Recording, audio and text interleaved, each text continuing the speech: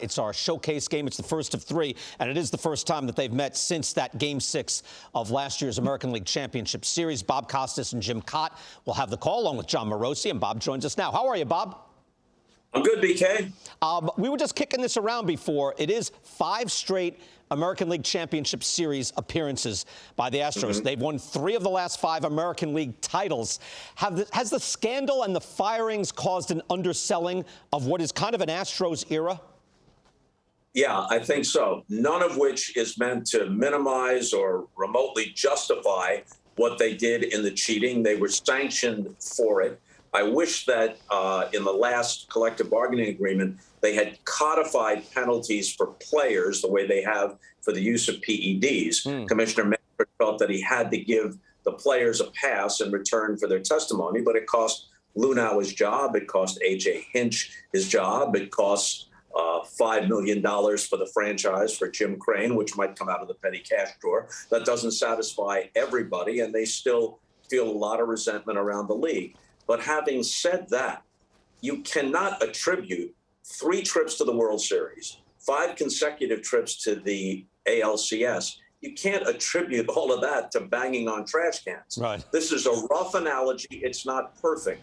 But there are people who resent all the Patriots' success, and they say, yeah, they spied on the Rams before that one Super Bowl, and then Brady must have known something about the deflated footballs. So that accounts for everything. They cheated their way to all those Super Bowls.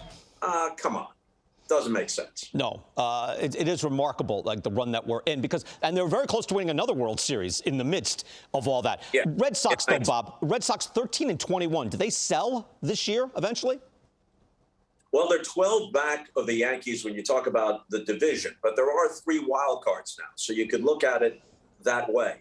You know, when you look at the Red Sox over the last decade, it's really a weird deal. They've frequently been in the playoffs.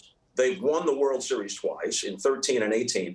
They've also, since 2012, finished last 4 times, and they're last right now. They're very bad at being mediocre. Right. They're really good or they suck. You know, it's better to be that way, isn't it? Either be all in or be all out and choose your lane. It's actually kind of a blessing if you're going to be 80 and we just saw the Angels, right? Most years they're 80 and 82. That does you no good. Yeah, I mean, obviously Jeff Luhnow proved it with the Astros, and Theo Epstein, after leaving the Red Sox, did it with the Cubs. But the Red Sox have never really been out. You've never really felt that they were in a rebuild. They kind of hit a valley and then quickly surged back up to a peak.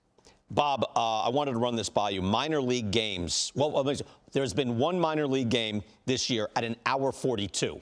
9-inning game. Wow. 1:42. That's a Jim Cott game. That's 1966. Average minor league game with the pitch clocks this year. 2 hours, 34 minutes. The average game. What do you make of that?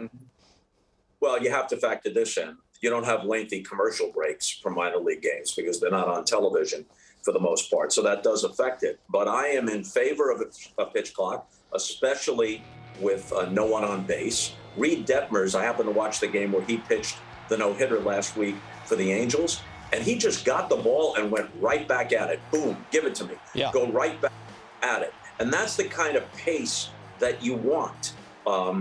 It's baseball, I've said this a million times, it's supposed to have a pleasing, leisurely pace, not a lethargic pace, which it's too often had. Right. So I'm definitely in favor of a pitch clock. I'm in favor of limiting the number of pitchers on the roster, and I'm in favor of outlawing shifts. I want to point out, too, Bob, just for people, we're having this conversation all the time. I want to throw this in. The pitch clock really isn't there to limit the length of the game. It's there for pace of play. But That's the right. ancillary effect is 25 minutes of dead time is gone. Everything that happens in a ball game is still happening. Everything except guys walking around doing nothing. I mean, it's That's right. Can this happen next year? What are you hearing around the league? Can this get to the majors next year?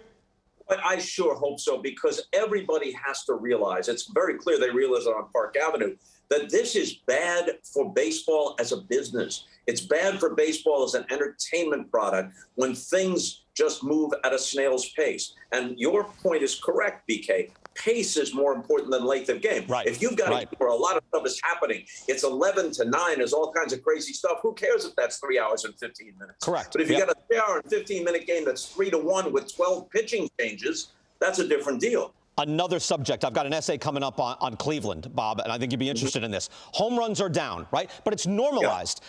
Contact and situational hitting seems to become more important. What have you seen through the first, 6 weeks of this season?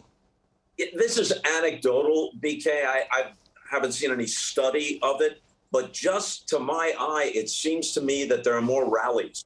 I'm actually seeing innings where rallies are built not on a walk and a home run, but on 4 base hits, maybe with a walk and a double thrown in instead of a home run. Now, is part of that because pitchers and hitters both feel that the ball has been deadened for whatever reason over the first month or so of the season, and a lot of balls that hitters thought were out are dying on the warning track. So maybe it makes more sense under these conditions to try and put the ball in play and get a base hit. However it's happened, Bob, it's a good brand of baseball. Just quickly. Yeah. I mean, it's a good, right? The big guys are still hitting home runs, but the game comes back to contact hitters, and it seems more like the baseball. Again, I hate to get back to the baseball we grew up watching, but there's a reason why the national pastime was the national pastime at 2 hours and 30 minutes and the ball in play, and only a couple of guys could hit home runs. And you want all the elements of the game to come into play on a more consistent basis. There's nothing wrong with home runs and strikeouts, especially if they're punctuations. You don't want a game in which one side registers 16 strikeouts, but it's 5 pitchers. That's not the same thing as Randy Johnson or Roger Clemens doing it, where you say, oh, boy, this is their start, and you're watching a master, you're watching Nolan Ryan do it. You don't want that. You want all the elements of the game. The running of bases, the fielding plays, all those nuances and all those elements to come back into something closer to the appropriate balance.